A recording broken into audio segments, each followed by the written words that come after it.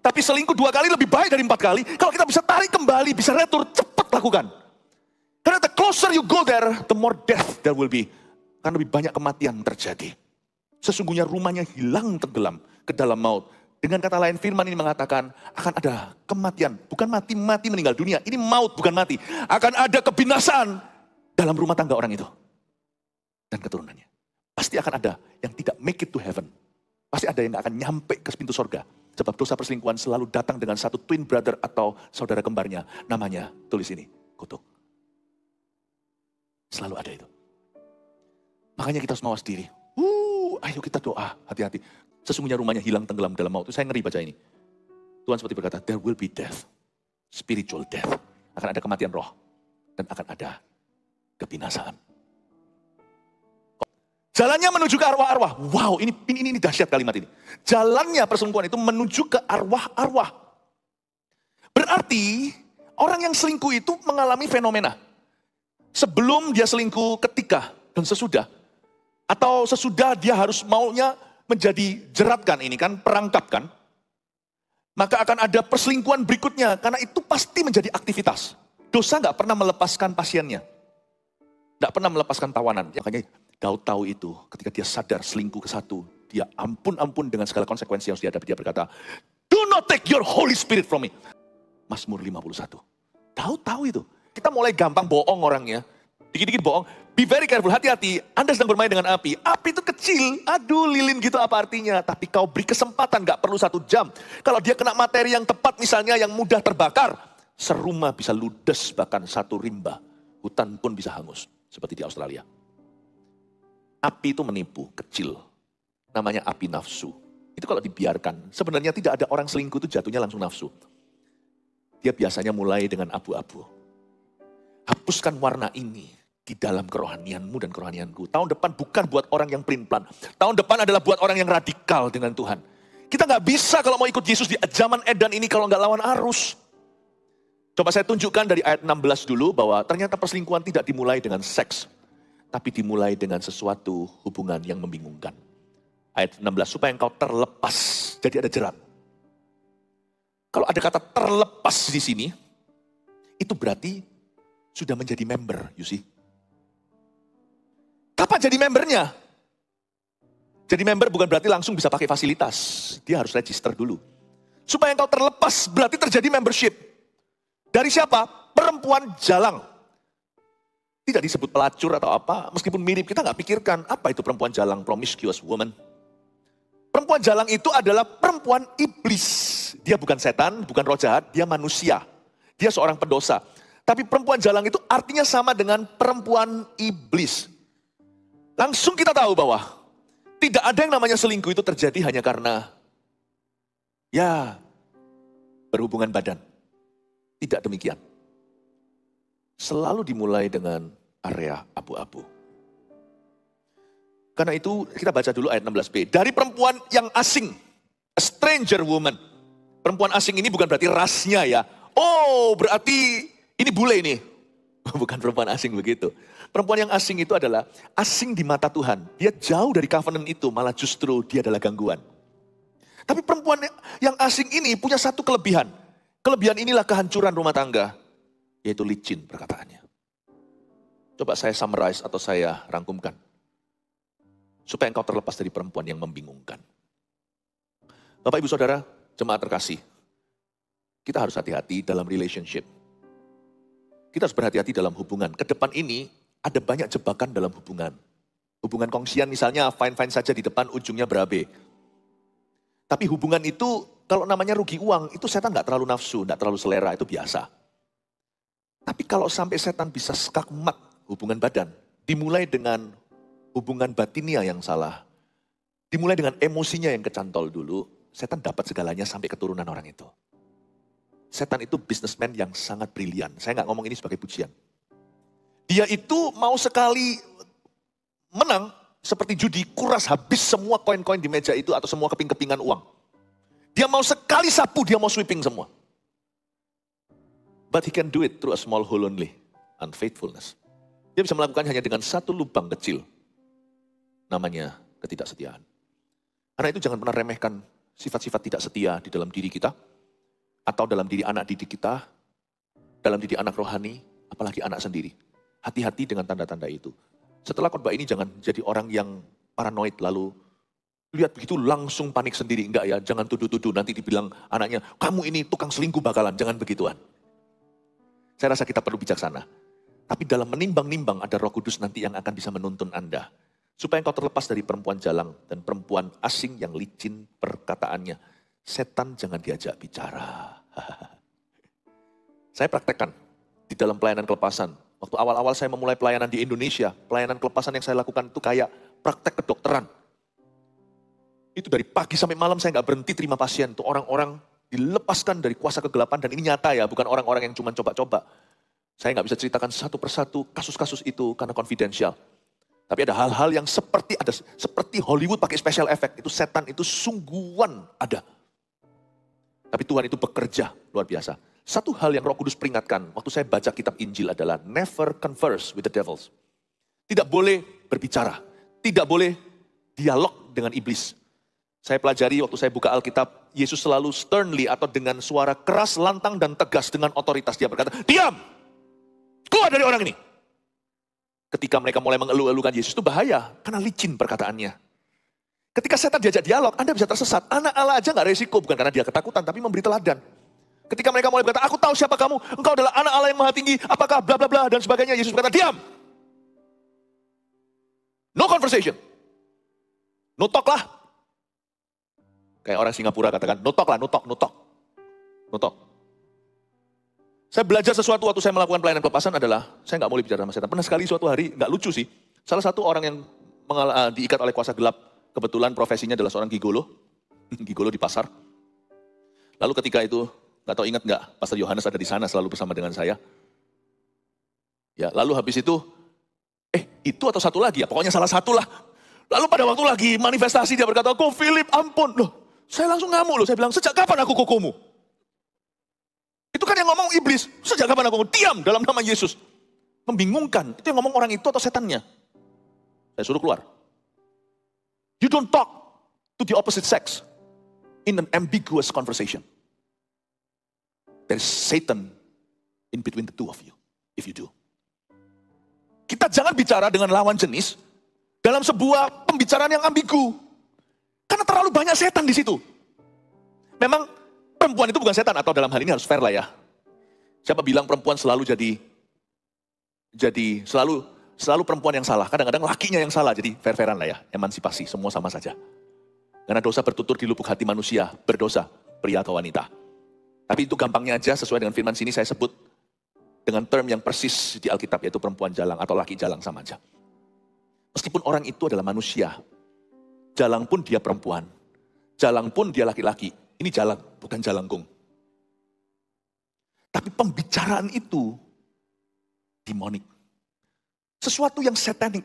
Tidak tentu ada setannya atau momoknya, tidak tentu ada hantunya seperti film horor, gak tentu. Malah justru ini lebih demonik dari itu. Karena paling tidak itu kita tahu. Kalau yang horor-horor gitu kita tahu langsung tengking, kita tahu itu setan. Yang begini itu membingungkan. Karena licin perkataan. Kita nggak pernah tahu kita dibawa masuk ke apa. Nextnya itu penuh dengan surprise dan kejutan. Dan dari ayat-ayat berikutnya kita tahu bahwa sama sekali bukan kejutan. Karena firman Tuhan berkata, itu akan membawamu ke sebuah chamber atau ke sebuah ruangan di mana rumahmu akan tenggelam dalam maut gara-gara itu. Dan itu adalah a point of no return, sebuah titik gak bisa kembali. Makanya itu jangan ada. Lebih baik aman. Hari-hari ini zaman edan. Gak bisa terlalu hati-hati menjaga sebuah relationship. Kalau Anda mengasihi keluarga Anda, kalau kita ini mencintai apa yang Tuhan taruh di hidup kita, saya rasa kita gak bisa ekstra menjaga kok. Karena setan ekstra menyerang. Jadi lebih baik kita too careful daripada being too careless. Lebih baik kita terlalu hati-hati, karena hati-hati gak bisa terlalu. Daripada kita terlalu tidak hati-hati. Paham maksud saya? Lebih baik menjaga. Waktu Yusuf diajak tidur sama istri Potifar, nggak tentu tidur beneran, mungkin cuma sekedar goda-godaan. Tapi Yusuf tidak mau ambil resiko, dia lari terbirit-birit sekalipun harus masuk penjara karena itu. Tapi dia tidak kehilangan Allahnya. Dia tidak kehilangan kesaksiannya. Yang lebih penting lagi, dia tidak kehilangan Roh Kudus di dalam hidupnya. Karena Roh Kudus nggak kerasan tinggal sama arwah. Kita harus tahu dulu, perselingkuhan itu ada spiritnya. Namanya bukan roh perselingkuhan. Perselingkuhan itu soalnya adalah perbuatan badan atau perbuatan manusia, kedagingan. Tapi di dalam perselingkuhan ini rame roh-roh jahatnya. Roh apapun ada di situ, sungguhan. Roh apa saja ada di sana. Kalau Anda mau tahu basarnya setan itu ya perselingkuhan. Oh Tuhan, bungkus kami, kita semua dengan darah Yesus. Tuhan bungkus. Saya merasa saya berbicara gini lewat sebuah dorongan pewahyuan. Artinya, saya percaya malam ini akan ada beberapa pernikahan yang seharusnya tahun depan dirancang setan Tuhan hancur, nggak akan jadi karena hari ini divaksinasi. Bahkan kalau ada di sini yang sudah terlanjur melakukan hal-hal demikian akan disembuhkan oleh Tuhan. Bertobat, berbalik, Tuhan memberimu jalan keluar. Amin Bapak Ibu Saudara. Terlalu banyak arwah di dalamnya. Karena itu kita jaga. Sesuatu itu kalau berharga Anda harus menjaganya. Anda menjaga bukan karena Anda tidak percaya, Anda menjaga karena cinta. Kalau kita cinta sesuatu, kita tidak bisa overprotective. Kalau nggak gitu, kenapa kalau misalnya Anda beli emas, kenapa disimpan sih? Nggak tentu tercuri loh Anda taruh di sorokan. Kenapa kok ditaruh di lemari besi? Ya kalau emas satu perhiasan cuma 5 gram ya. Tapi kalau emas Anda itu ratusan gram, apalagi kiloan. Ngapain sih digembok segala? Kan nggak tentu tercuri. Anda tidak bisa serahkan nasib kepada sesuatu yang sifatnya tidak tentu. Anda mau yang pasti karena ini berharga sekali, paham maksud saya. Sesuatu yang berharga Anda tidak bisa overprotective. Sebenarnya orang-orang yang menaruh harta benda sertifikat semuanya itu di lemari besinya atau di bank, apakah berlebihan? Menurut saya enggak. Karena kita itu bukan orang bodoh, kita tahu ini sekarang zaman edan. Tapi sebenarnya kalau objektifnya Anda taruh biasa aja di bawah bantal juga nggak tentu hilang kok. Karena apapun yang belum terbukti kan nggak tentu. Tapi karena itu mahal bagimu, Anda tidak mau main tidak tentu. Itu hanya emas perak permata. Ini perjanjian Allah turun-temurun dengan keluarga Anda dan dengan hidupmu. Kita harus jaga saudara. Itulah sebabnya jangan ada makan siang bersama di tempat kerja dengan lawan jenisnya, cuma berdua. Oh terlalu ekstrim nggak? Nggak apa-apa. Bahasa Ibraninya ekstrimo. Jangan ada yang namanya, oke, kita ketemu nanti setelah kerja. Nggak ada apa-apa sih. Tricky juga, rame-rame juga nggak menjamin. Kalau Anda sudah ada feeling tertentu, mendingan rame-ramenya kau buang sekalian. Alkitab, itu Alkitabiah. Penggala cungkila, itu berarti kalau Anda penggal. Anda baca ayat itu. Kalau tanganmu membuat dosa, penggalah. Sebenarnya ya, tangan kita berdosa itu kan semua di ujung jari kita yang berbuat. Mau mencuri kan pakai ini. Tapi yang dipenggal, misalkan penggalnya itu minimalis. Segini, del. Kenapa pergelangannya ikut putus? Kalau penggalnya lebih tinggi, lebih maksimal. Dipenggal di pangkal lengan. Del gitu. Kenapa kok ini semua ikut? Bisepnya, trisepnya kok ikut terpenggal? Jangan sayangkan teman. Jangan sayangkan hobi. Bahkan jangan sayangkan ministry. Kalau di dalam pelayanan itu adalah kedok, momok di dalam sana. Tuyul dan Mbak Yul. Penggal. Cut off. Cut off. Be scared. Takut akan Tuhan itu harus dimulai dengan ketakutan. Bukan takut sama Tuhannya maksudnya ketakutan. Tetapi ketakutan kehilangan Tuhan sampai-sampai Anda lari berlebihan. Apalagi kalau sudah ada sesuatu. Penggal itu putul. Tul. Padahal yang disalahkan hanya jari. Mencuri, buka sesuatu.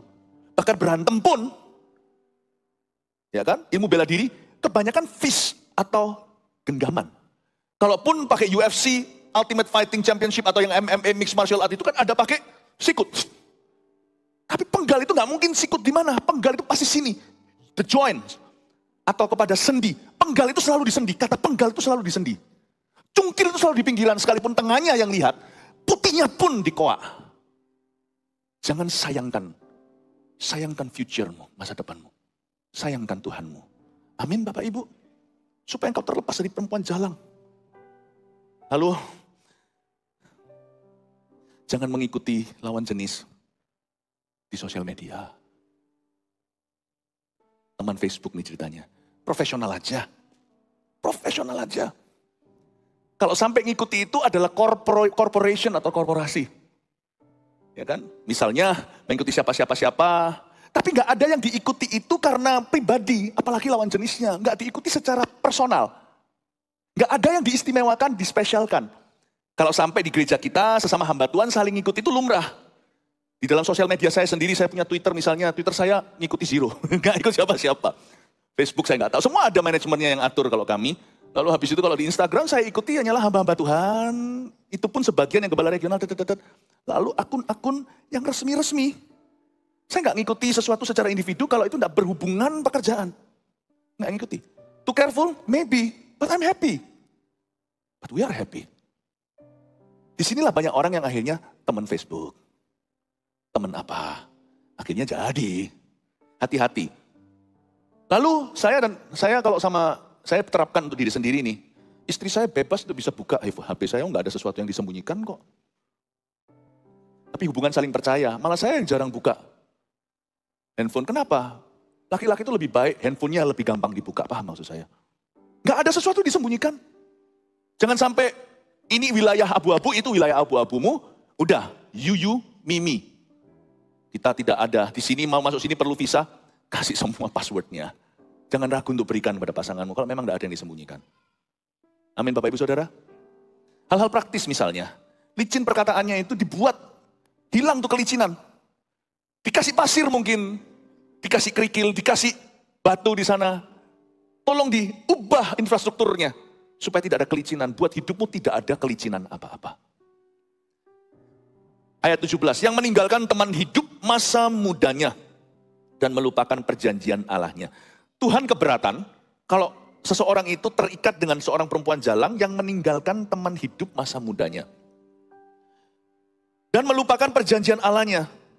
Ketidaksetiaan, apalagi perselingkuhan, adalah sin to God and sin against God. Dosa terhadap Tuhan, dosa melawan Tuhan. Sekalipun sekarang ini sekali lagi, zaman sudah menggila alias zaman edan, kadang-kadang sang istri atau sang suami sudah bisa menerima. Kalau pasangannya selingkuh, ya sudah daripada saya kehilangan kamu. Paham maksud saya? Ada pepatah bahasa Inggris di luar sana itu begini, ini nggak bisa diterapkan ke segala keadaan.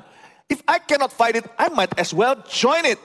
Kalau saya nggak bisa melawan itu, ya sudah aku terima kamu apa adanya. Asal aku tetap jadi istrimu, asal tetap jadi suamimu. Itu tidak membenarkan selingkuh sekalipun dapat approval atau dapat izin dari pasangannya. Kadang-kadang pasangan bisa apa, apalagi kalau wanita. Jika kalau dimadu, dia mau bisa apa daripada diceraikan. Makanya tadi ibadah sebelum ini, saya kasih preventive measure, saya kasih takaran-takaran pencegahan. Tadi saya jelaskan pentingnya wanita untuk jadi seorang makhluk yang smart. Bukan makhluk yang mandiri, independen, ataupun yang dependen, yang bergantung. Tapi yang interdependen. Supaya penundukan dirimu nanti suatu hari pada laki-laki itu bukan karena butuh, tapi karena mengasihi Kristus di dalam dirimu. Dan mengasihi Kristus di dalam dirinya. Paham maksud saya? Sebab ada beberapa wanita sungguh tak berdaya. Karena laki-lakinya mau begitu, mau bisa apa aku daripada kehilangan dia. Akhirnya dia membuat keputusan yang kompromi di hati. Padahal dia sakit sekali dan disakiti. Tapi akhirnya dia mengambil keputusan, daripada aku kehilangan dia, mending aku tutup sebelah mata. Even if, sekalipun kalau pasanganmu tutup sebelah mata, Tuhan buka dua matanya kepadamu. Beberapa orang jadi bersikeras dalam perselingkuhan karena istrinya tidak apa-apa. Oke. Asal jangan ceraikan. Sebagai hamba Tuhan, saya melihat berbagai tipe orang. Dan saya tidak bisa pungkiri, istri atau suami pasangan yang dimadu atau dikhianati itu jikalau mereka tidak tegas diri. Biasanya itu memperkokoh dan membuat semakin kencang perselingkuhan pasangannya yang berdosa atau mengkhianati. Gajah geger juga bukanlah solusi. Tapi dibiarkan itu juga bukan cara Tuhan.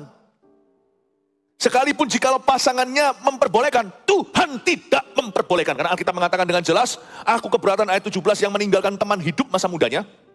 Dan melupakan perjanjian nikahnya, bukan. Dan melupakan perjanjian Allahnya. Marriage is covenant with God before it's a covenant with your spouse. Pernikahan itu adalah perjanjian dengan Tuhan sebelum perjanjian dengan pasangan. Karena itu sebelum orang dinikahkan, dia ditanya sama Tuhan, apakah kamu mengambil bla bla bla di hadapan Tuhan Yesus, apa jawabmu? Yes, I do. Saya bersedia. Saya panjang lebar cerita di ibadah sebelumnya, pentingnya cowok persiapan. Jangan cepet-cepet mikirnya pacaran. Perempuan juga sama, harus berbenah diri dulu. Supaya jangan sampai suatu hari mati kutu. Anda harus bisa dengan tegas berkata, aku tidak setuju dengan kamu. Kamu selingkuh, kamu pilih dia atau pilih aku. Itu pun kalau masih ada pengampunan, semoga begitu ya. Harapan kita adalah kalau sampai kejadian yang gituan, semoga keluarga tetap dipulihkan. Bukan kok enak bagi sang pendosa, kok dikasih kesempatan dua. Karena pernikahan kedua selalu lebih susah dari pernikahan pertama. Take it. You take it.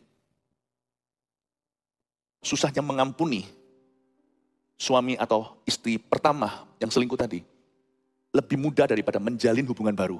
Apalagi sudah ada gotong royong anak yang baris di belakangmu. Lebih sulit. Tapi kalau seperti ini sudah bukan lagi konteksnya ideal. Tidak ada lagi kata nyaman di dalam keluarga ini. Yang ada hanyalah the lesser of two evils. Atau Dari dua pilihan yang buruk, yang satu kurang buruk, itu aja. Mengampuni dia lebih kurang buruk daripada memulai sesuatu yang baru. Memang ini subjektif, tapi ini hikmat. Saya tidak berkata ini kata Tuhan, tapi ini juga dari pengalaman. Pengalaman menangani orang-orang. Bapak, Ibu, Saudara, kalau sudah masuk ke skenario itu, kiss happy goodbye dari keluarga. Tapi paling tidak masih bisa holy. Kenapa kita hanya mau holy kalau kita bisa holy dan happy? Makanya setia itu jangan dikompromi. Oh, puji Tuhan. Saya harap apa yang saya sampaikan ini menjadi doktrin gereja kita. Menjadi landasan fondasi buat anak-anak Army of God, buat anak-anak kecil yang masih di Eagle Kids.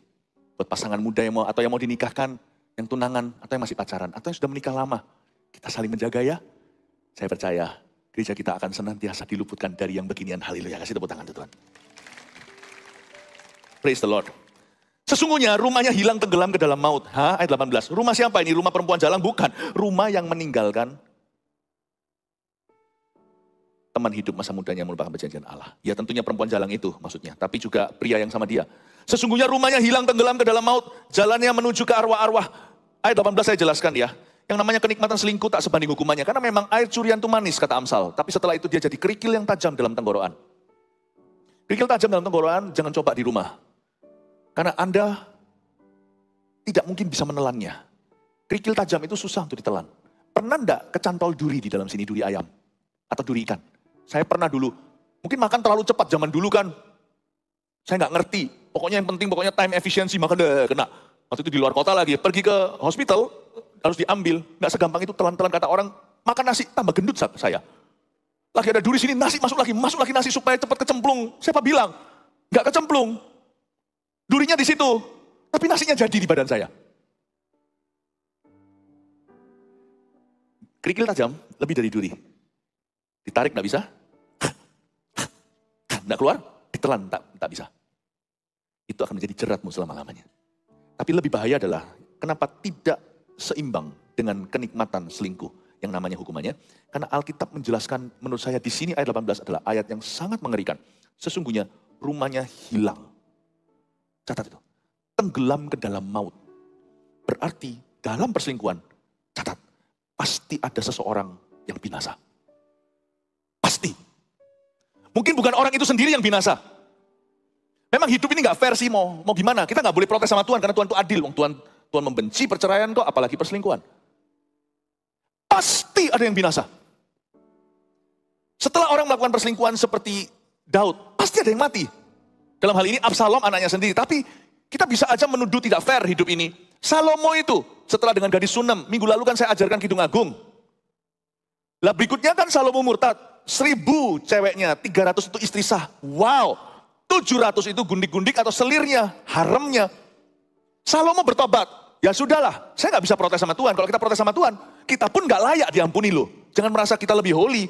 Kalau Salomo bisa diampuni, kalau kita bisa diampuni, Salomo harusnya bisa diampuni. Nggak ada dosa kecil, nggak ada dosa besar. Cuman nggak ada 1000 cewek mau sama kita. Salomo punya segalanya. Mereka semuanya antri.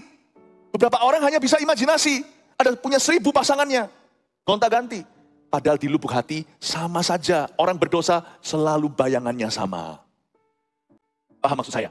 Kalau Salomo, kenapa Salomo tidak boleh diampuni? Kalau kita bisa diampuni. Kalau kita bisa diampuni, dia juga bisa diampuni. Dosanya unda-undi. Cuman kelakuannya aja jalan tol karena dia raja.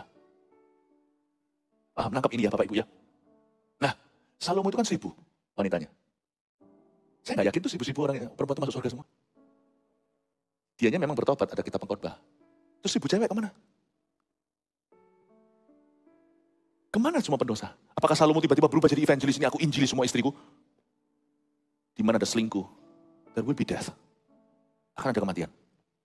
Akan ada yang binasa. Belum lagi jikalau misalkan orang tua selingkuh itu pasti ada anaknya yang kepahitan. Dan pasti ada anaknya yang jadi anti Kristus. Bukan 666 maksudnya, bukan 666. Akan jadi orang, akan ada keturunan yang anti Tuhan. Dan itu tidak bisa tidak. Itu namanya collateral damage. Atau kerusakan yang sudah terjadi. Atau damage is done. Makanya itu kalau sampai perselingkuhan itu dibatalkan, sampai dia itu bisa ditobati, sampai bisa ditarik kembali daripada kejadian 2 kali, mendingan sekali. Kata mendingan ya kayaknya better gitu padahal yang enggak. Tapi selingkuh 2 kali lebih baik dari 4 kali. Kalau kita bisa tarik kembali, bisa retur, cepat lakukan. Karena the closer you go there, the more death there will be. Karena lebih banyak kematian terjadi. Sesungguhnya rumahnya hilang tenggelam ke dalam maut. Dengan kata lain firman ini mengatakan akan ada kematian. Bukan mati meninggal dunia. Ini maut bukan mati. Akan ada kebinasaan dalam rumah tangga orang itu. Dan keturunannya. Pasti akan ada yang tidak make it to heaven. Pasti ada yang gak akan nyampe ke pintu sorga. Karena kesandung sama papa. Atau kesandung sama mama. Atau kesandung sama grandpanya. Pasti ada. Sebab dosa perselingkuhan selalu datang dengan satu twin brother atau saudara kembarnya. Namanya, tulis ini, kutuk. Selalu ada itu. Makanya kita harus mawas diri. Ayo kita doa, hati-hati. Sesungguhnya rumahnya hilang tenggelam dalam maut. Saya ngeri baca ini. Tuhan seperti berkata, there will be death. Spiritual death. Akan ada kematian roh. Dan akan ada kebinasaan. Kok enak Salomo sekarang di sorga? Si bu wanita itu gimana? Gimana tuh tobatnya itu? Perempuan-perempuan semua itu. Gak tahu. Itu bukan urusan saya, itu departemennya Tuhan. Saya lebih baik main aman aja. Saya perhatikan hidup orang-orang yang memang menjadi tanggung jawab kami. Amin Bapak Ibu Saudara. There will be death. Akan ada kematian. Jalannya menuju ke arwah-arwah. Wow, ini dahsyat kalimat ini. Jalannya perselingkuhan itu menuju ke arwah-arwah. Berarti orang yang selingkuh itu mengalami fenomena. Sebelum dia selingkuh, ketika dan sesudah. Atau sesudah dia harus maunya menjadi jeratkan ini kan, perangkapkan. Maka akan ada perselingkuhan berikutnya. Karena itu pasti menjadi aktivitas. Dosa gak pernah melepaskan pasiennya. Gak pernah melepaskan tawanan. Yang melepaskan tawanan itu Roh Kudus. Jadi orang kalau sebelum selingkuh, itu pasti akan ada pergumulan, gejolak luar biasa. Jikalau orang itu Kristen sejati. Pasti ada sebuah pergejolakan yang dahsyat dalam dirinya. Sebenarnya pergejolakan di dalam itu sampai linglung misalkan. Atau sampai orang itu bengong sendiri, gak bisa konsentrasi, gak bisa fokus lagi. Misalkan kerja, rumah tangganya, udah jadi kacau balau. Jadi messy, the mind becomes messy. Pikirannya menjadi amburadul. Sebenarnya itu bukan pikirannya amburadul. Dia sedang gelut sama Roh Kudus. Atau lebih tepatnya Roh Kudus sedang bergulat sama dia. Jadi semakin orang itu mengeraskan hati untuk memaksakan diri ke sana, maka Roh Kudus akan semakin tertendang keluar. Makanya orang kalau mau selingkuh itu dibuat Tuhan tidak mudah. Kalau dia anak Tuhan. Karena pasti ada pergejolakan, ada pergulatan yang hebat. Antara roh Tuhan Yesus dalam diri dia dan kedagingannya. Dan ketika dia bergejolak, bergumul seperti itu, jangan sampai Tuhan kalah. Karena kalau sampai Tuhan kalah, berarti dia ngalah. Berarti dia menyerahkanmu ke maut. Berarti dia hengkang. Makanya Daud tahu itu ketika dia sadar selingkuh ke satu. Dia ampun dengan segala konsekuensi yang harus dihadapi. Dia berkata, do not take your Holy Spirit from me. Jangan ambil rohmu daripada aku. Karena dia tahu, waktu dia gejolak itu, dia tendang Roh Kudus, hampir keluar, dia tarik kembali dan berkata, hukum aku seberat-beratnya. Kalau ada kematian, ya sudah aku menanggungnya. Tapi janganlah buang aku dari hadiratmu. Karena tekananku berat selama aku berdiam diri, tanganmu menekan aku. Kepadamu sajalah aku berdosa dan melakukan apa yang jahat di mata Allah. Mazmur 51. Daud tahu itu. Dia kalau gesek Roh Kudus lagi, kalau dia jatuh lagi sama Batsyeba kedua kali, mungkin Daud akan menjadi Saul yang kesurupan. Dia akan bisa kembali. Kitab Ibrani katakan, orang kalau pernah mengecap berkat surgawi, lalu dia murtad lagi, tidak ada lagi persembahan untuk orang yang sudah punya pengetahuan tentang keselamatan. Janganlah engkau menginjak darah perjanjian untuk kedua kali, menyalibkan Yesus lagi. Karena itu perselingkuhan itu dianggap remeh, casually. Kalau di dunia itu biasa, apalagi kalau orang-orang lagi ngafe sama-sama. Nggak ada salahnya dengan ngafe ya, misalkan di kota metropolitan. Biasa lah, gak apa-apa lah bro, semua lagi begitu. Don't believe them. It is more serious than they say. Karena Roh Kudus akan gejolak. Dan kalau sampai Roh Kudus menang, Anda kalah. Itu pun gak enak, Anda harus bertobat sungguhan. Karena jalannya menuju ke arwah-arwah. Bisa bayangkan, coba ini gak Alkitabiah, tetapi ini imajinasi tentang Alkitab yang kita baca. Anda bisa bayangkan gak? Terjadi rebutan. Wah, ini betul-betul memalukan. Terjadi perebutan di dalam tubuh orang itu antara Roh Kudus dan roh arwah-arwah. Ini bukan orang mati ya, tapi bicara tentang roh-roh jahat. Itu rebutan. Makanya orang itu gejolak. Makanya orang-orang yang mau selingkuh itu jadi gak keruan. Dulunya konsentrasi, tutur katanya baik, tiba-tiba seperti ngawur. Itu luar biasa. Itu bukan nuraninya. Itu Roh Kudus sedang perang lawan arwah. Itu arwahnya berkata, no, he's mine. Roh Kudus berkata, no, he's mine. Ada satu titik. Kalau orang itu tidak tegas, Roh Kudus akan berkata, okay, he's yours. Oke, dia milikmu. Matilah. Satu sampai terjadi. Saya curiga, saya gak berani jadikan ini doktrin. Saya curiga orang selamat pun bisa-bisa gak selamat loh. Saya gak mengajarkan orang bisa kehilangan keselamatan. Tapi saya mengajarkan jangan main-main dengan keselamatan. Di kitab Wahyu dituliskan, saya gak usah jabarkan. Kalau kamu setia bla bla bla, aku tidak akan hapus kamu dari kitab kehidupan. Coba baca itu salah satu gereja yang Tuhan beri pesan kepada Yohanes di Pulau Patmos. Berarti kalau Tuhan ngancam nggak mungkin kosongan. Aku akan hapuskan kamu dari kitab kehidupan. Tak hapusin. Belajarlah dari Saul. Belajarlah dari Yudas. Yudas itu rasul loh. Saul itu sebagai sebuah peringatan untuk semua orang di bidang usaha. Raja kayu, raja besi, raja apa. Yudas itu adalah peringatan untuk semua hamba Tuhan dan pendeta, pengkhotbah. Rasul gantung diri. Waduh, sorry ya Bapak Ibu, yang malam ini agak sedikit, firmannya agak sedikit ngeri. Kebaktian-kebaktian sebelumnya itu firmannya lebih nyantai dan lucu. Anda tidak salah pergi kok. Anda datang di ibadah yang memang perlu Anda dengarkan. Makanya saya beritahu apa, part 1 to 5. Part 1 to 5, ini bagian daripada semua. Tuhan punya pengajaran itu tidak hanya tongkat, demikian pula gada. Bukan tongkat pengembalaan, gada pukulan pun. Saya rasa kita semua perlu dipukul seperti ini. Saya mau dipukul seperti ini supaya saya jangan sampai terpukul kehidupannya. Oh, we must pray my friends, we must pray. Ya, karena saya percaya kalau kita berdoa, Tuhan berkata apa di Getsemani, supaya kamu jangan jatuh dalam pencobaan. Salah satu alasan mengapa tahun depan merupakan tahun doa, bukan karena menuai sukacita saja, tapi tentunya setiap tahun ada bahayanya. Kita harus banyak berdoa supaya jangan sampai kedagingan menguasai kita. Karena roh itu penurut, daging itu lemah. Jalannya menuju ke arwah-arwah, terjadi pergelutan. Bayangkan, masa Roh Kudus suruh lawan arwah? Menurut saya orang selingkuh itu lebih serius daripada sekedar hubungan badan. Segala orang yang datang kepadanya tidak balik kembali. Point of no return ini, tidak mencapai jalan kehidupan. Sebab itu tempuhlah jalan orang-orang baik, orang baik. Oh haleluya, saya suka di ayat 20 bisa bernafas lega. Ini bukan peringatan, tapi ini adalah ajakan. I love it. Sebab itu, saya baca sekali lagi, tempuhlah jalan orang baik. Katakan amin. Amin. Katakan, kami akan menempuh jalan orang baik. 1, 2, 3 katakan, kami akan menempuh jalan orang baik. Gak ada salahnya loh. Gak ada salahnya jadi orang baik. Menurut saya sangat baik untuk jadi orang baik. Sangat menguntungkan, sangat happy, sangat bahagia jadi orang baik. Udahlah, dunia berkata, orang yang jahat itu lebih keren. Orang baik itu, apa itu? Sudah gak zamannya ya. Ketinggalan zaman. Enggak. Sampai kapanpun saya orang Kristen ya. Ini kamera semua lihat, saya orang Kristen. Saya senang jadi orang baik. Mau apa? Oh, born to be wild. I'm born to be bad. No, I'm not born to be bad. I'm born to be good. I'm born to be faithful. Born again. Aku lahir baru untuk menjadi setia. Gak apa-apa sih, gak cupu kata orang muda. Bukan sesuatu yang lemah. Menjadi pria yang setia, itu lebih gagah perkasa.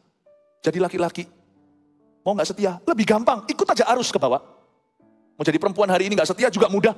Sekarang wanita benar-benar emansipasi, ngikuti zaman. Siapa bilang hanya bisa laki-laki. Yang terjadi sekarang di zaman-zaman ini, wanita malahan yang berkarya dalam ketidaksetiaan. Ada juga. Mana lebih susah? Setia atau tidak setia? Yang setia itulah. Tempuhlah jalan orang baik. Saya rasa kita perlu puas jadi orang baik. Puas untuk setia kepada pasangan kita. Amin. Dan peliharalah jalan-jalan orang benar. Alangkah baiknya jadi orang benar. Karena orang jujurlah akan mendiami tanah. Haleluya. Dan orang yang tak bercelalah yang akan tinggal di sana, tinggal di situ di mana? Tinggal pada perjanjian Allah. Tetapi orang fasik akan dipunahkan dari tanah itu dan pengkhianat akan dibuang dari situ. Makanya ayat 22 ini sebuah peringatan bahwa adultery, perselingkuhan adalah not only a career ending sin, bukan hanya dosa yang mengakhiri karir, tapi dosa yang mengakhiri pelayanan juga, ministry, dan dosa yang terutama yang mengakhiri keluarga.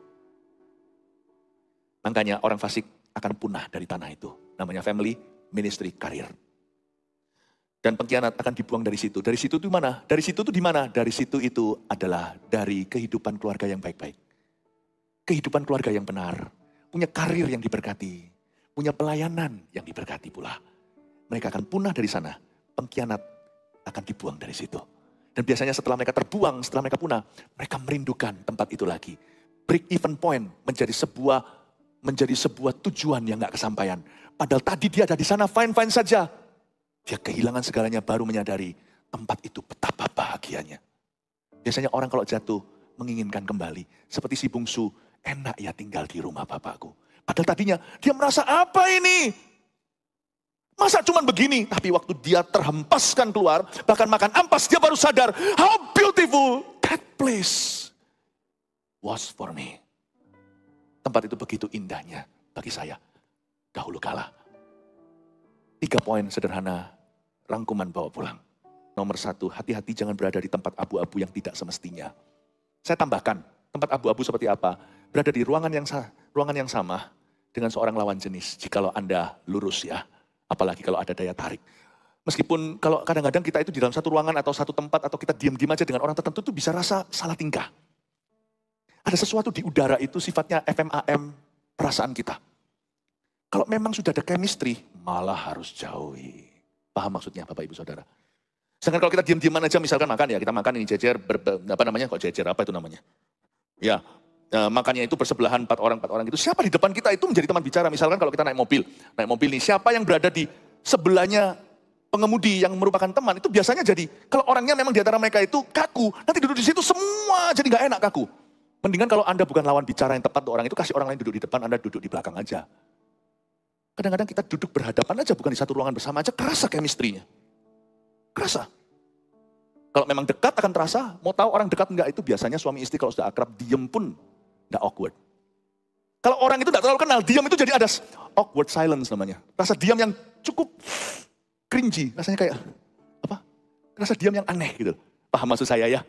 Nah, kita harus bisa membaca itu. Ruang abu-abu itu kadang-kadang bukan warnanya abu-abu, mungkin warna kamar itu atau ruang tersebut krem.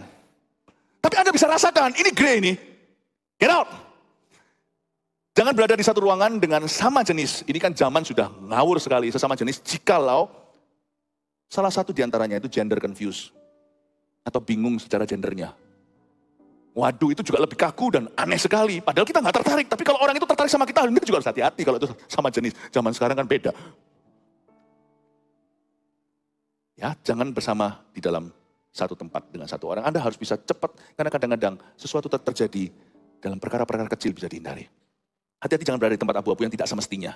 2, jika akhirnya Roh Kudus pergi, seperti saya katakan tadi, itulah kerugian yang tiada duanya. Tadi saya sudah jelaskan ya, Roh Kudus itu sampai gelut untuk dirimu, untuk memperoleh hatimu melawan arwah-arwah. Arwah di sini bukan roh orang mati ya, ini bicara tentang roh setan. 3, catat ini. Keluarga yang tidak sempurna masih lebih baik daripada berdosa. Asal ada Tuhan di dalamnya, nikmati prosesnya. Itu masih bisa jadi berkat. Bagaimana papa mama berusaha untuk memperbaiki hubungan dan komunikasi. Itu masih lebih indah.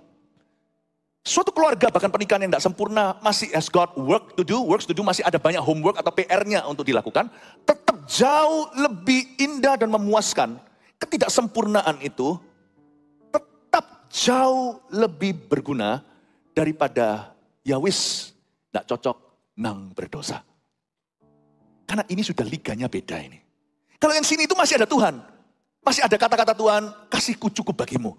Masih ada training-trainingnya Tuhan, masih ada pelatihan, masih ada pembentukan Roh Kudus membuat orang itu jadi semakin sempurna. Gak instan memang, gak langsung. Tapi selama masih ada Tuhan dalam terangnya, terang kasihnya, dalam perjanjiannya, itu masih bisa dinikmati prosesnya. Tidak semua pernikahan itu ada yang saya sebut pernikahan yang difficult marriages. Ada pernikahan yang lebih mudah, bukan lebih mudah lah, tetapi lebih compatible atau lebih cocok. Kalau memang difficult selama Anda faithful atau setia, masih ada harapan.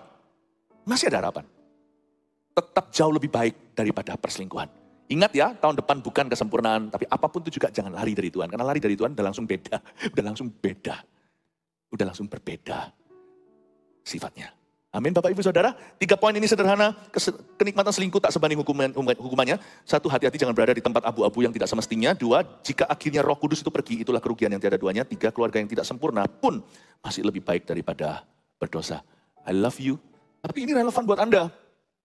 Karena selingkuh itu cikal bakalnya dari karakter. Apalagi jangan lupa, dunia semakin jahat, kasih manusia semakin pudar. Saya waktu berdoa, saya merasakan inilah roh yang harus diperangi di depan nanti. Dan saya berdoa agar kita, Gereja Mawar Syaron besar, kecil, tua, muda, dari gembala sampai seluruh jemaatnya, diluputkan dari roh yang bisa menjauhkan kita dari Tuhan ini, yaitu perselingkuhan. Semua kita, tidak ada yang kebal. Tak seorang pun. Maka kita harus mawas diri, dan ini harus diberitakan dari atas mimbar. Selain dunia, setiap kota akan semakin metropolitan. Saya kok merasa nanti ke depan ini, perselingkuhan menjadi wabah yang lebih menakutkan daripada sakit penyakit jasmani. Jangan berkata nggak mungkin dulu, tapi juga nggak usah ketakutan. Kalau Anda tidak buka celah tidak mungkin terjadi. Tapi jangan berkata nggak mungkin karena percaya diri. Kita harus hati-hati, berjaga dan berwaspada. Karena ke depan nanti ini dunia kayaknya semakin edan. Perselingkuhan akan dianggap sesuatu yang keren. Oleh anak-anak muda juga. Nasihat orang fasik akan semakin jadi-jadi, semakin susah untuk diresist, semakin susah untuk dilawan. Makanya kalau ini nggak sekarang juga langsung tertanamkan atau ditambat di dalam hati kita, saya rasa tidak ada seorang pun di antara kita yang terlalu muda, sekalipun masih bujangan atau di bangku sekolah. Anda perlu mendengarkan ini. termasuk yang sudah menikah 40 tahun sekalipun, tetap perlu mendengarkan ini. Karena ini adalah dosa umat manusia. Saya ajak kita buka di Amsal pasal yang kedua, ayat 16 sampai 22. Supaya engkau terlepas dari perempuan jalang, dari perempuan yang asing, yang licin perkataannya, yang meninggalkan teman hidup masa mudanya, dan melupakan perjanjian Allahnya. Sesungguhnya rumahnya hilang tenggelam ke dalam maut. Jalannya menuju ke arwah-arwah. Segala orang yang datang kepadanya tidak balik kembali. Ampuh sekali. Dan tidak mencapai jalan kehidupan. Sebab itu tempuhlah jalan orang baik dan peliharalah jalan-jalan orang benar. Karena orang jujurlah akan mendiami tanah, dan orang yang tak bercelalah yang akan tetap tinggal di situ. Tetapi orang fasik akan dipunahkan dari tanah itu, dan pengkhianat akan dibuang dari situ. Dunia semakin jahat, kasih manusia semakin pudar. Kejahatan silih berganti melanda manusia.